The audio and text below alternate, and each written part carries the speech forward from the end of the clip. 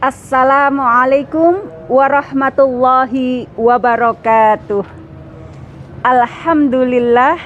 Alhamdulillahillazi nahmaduhu wa nasta'inuhu wa nastaghfiruhu wa na'udzubillahi min sururi anfusina wa min sayyiati a'malina may yahdihillahu fala mudhillalah wa may yudlilhu fala hadiyalah.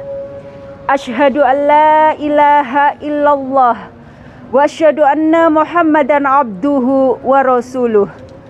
Allahumma sholli ala Muhammad wa ala ali Muhammad. Rabbi shrahli sadri wa yassirli amri wahlul 'uqdatam min lisani yafqahu qawli. Qala Allahu ta'ala fi Qur'anil Karim, a'udzubillahi minasyaitonirrajim. Ya ayyuhallazina amanuttaqullah haqqa tuqatih wa la tamutunna illa wa antum muslimun. Shadaqallahul azim. Kepada ibu-ibu pimpinan Majelis Tabligh dan Ketarjihan PDA Surabaya serta ibu-ibu pimpinan Majelis Tabligh dan Ketarjihan pimpinan cabang Aisyah sekota Surabaya. Syukur alhamdulillah kita panjatkan kehadirat Allah Subhanahu wa ta'ala atas segala nikmatnya. Sampai hari ini kita masih diberikan nikmat iman, sehat, dan Islam.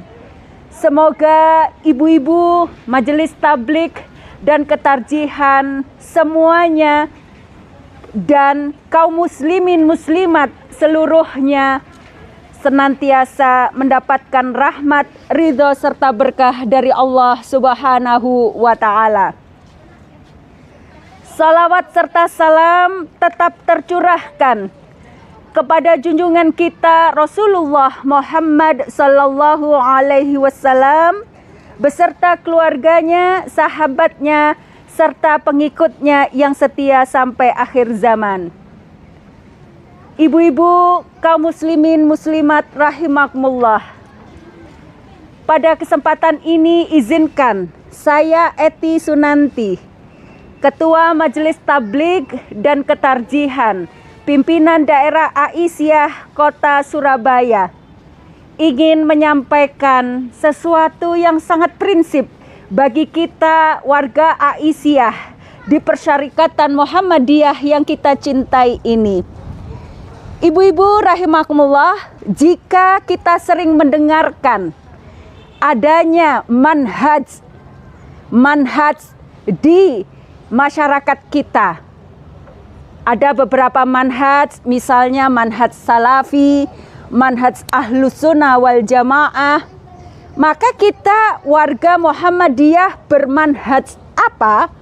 Warga Aisyah bermanhaj apa? Kita bermanhaj tarjih. Apa itu manhaj tarjih? Manhaj adalah sebuah sistem pengambilan hukum-hukum atau sebuah keyakinan yang kita pedomani sebagai suatu prinsip pola hidup kita dalam beragama Islam. Sedangkan tarjih adalah berasal dari kata rojih, artinya menguatkan. Apa yang dikuatkan? Yaitu kita mengambil hukum-hukum yang dikuatkan oleh Rasulullah Muhammad sallallahu alaihi wasallam sebagai sebuah sunnah al-maqbulah. Ibu-ibu rahimakumullah, maka jika di Muhammadiyah ada dua majelis. Yang pertama Majelis Tabligh, yang kedua ada Majelis Tarjih dan Tajdid.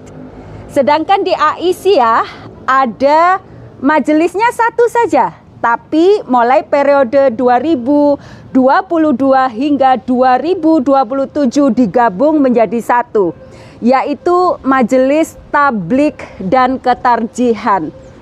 Ibu-ibu rahimakumullah, kita harus bersyukur sebagai warga Aisyah yang mencanangkan atau menggunakan yang berprinsip manhaj tarjih. Karena apa? Karena dengan manhaj tarjih itu para kiai, para ulama, para asatid yang ada di kepemimpinan, di pimpinan Muhammadiyah, mulai pimpinan pusat, mulai sampai pimpinan wilayah, sampai pimpinan daerah, insya Allah mereka, beliau-beliau senantiasa berikhtiar agar dalil-dalil yang digunakan itu adalah dalil-dalil yang makbulah. Jadi benar-benar yang dikuatkan, jadi tidak sembarangan.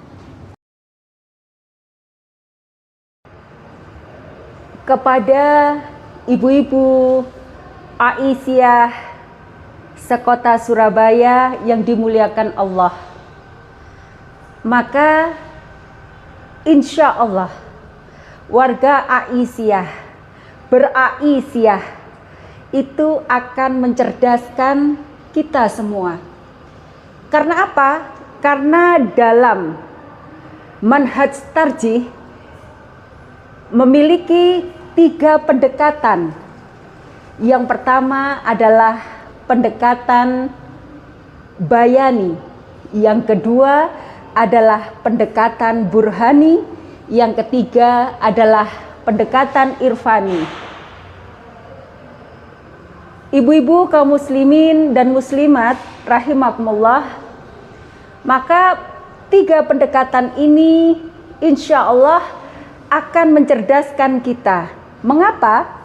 Yang pertama, pendekatan bayani, yaitu pendekatan pengambilan hukum-hukum secara kontekstual, baik Al-Quran, Al-Hadis, atsar sahabat, ataupun pendapat-pendapat ulama salafus sholih.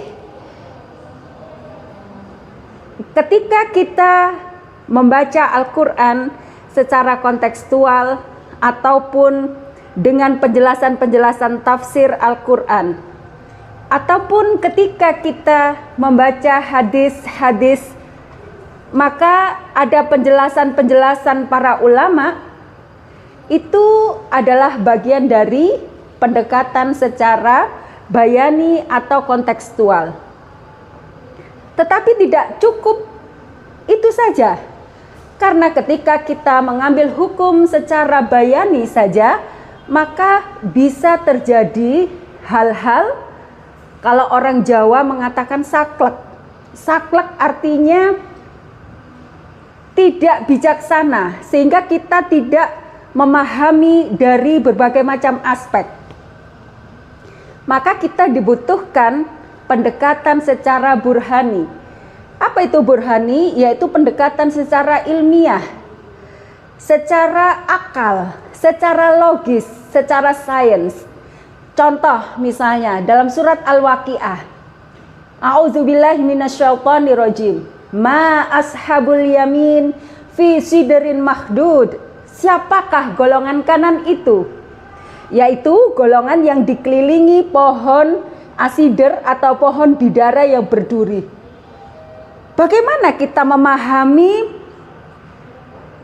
ayat-ayat secara kontekstual? Siapa golongan kanan itu? Apa maksudnya dikelilingi pohon asider yang tidak berduri?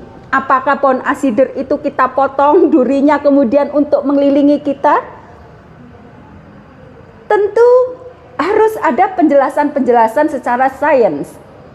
Maka dari itu, ketika kita memahami secara kontekstual, maka harus ditambah dengan pemahaman pendekatan secara burhani, yaitu pendekatan secara sains.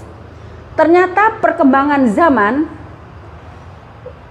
bidara, tanaman bidara itu bisa mengobati penyakit. Bahkan kalau di Muhammadiyah itu bagian dari yang harus digunakan ketika merawat jenazah. Tapi dalam perkembangan ulama-ulama seperti Imam Bukhari, selanjutnya Ibnul Qayyim Al-Jauziyah, itu menggunakan sebagai obat. Sementara di era modern seperti ini, kita meyakinkan seseorang untuk menggunakan bidara tidak semudah itu.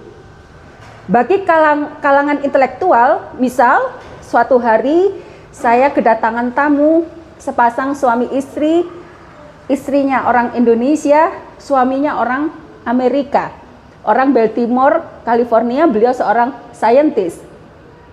Ketika si suami ini sakit, kemudian saya sarankan kepada istrinya untuk menggunakan bidara sebagai obat daripada berulang kali masuk rumah sakit.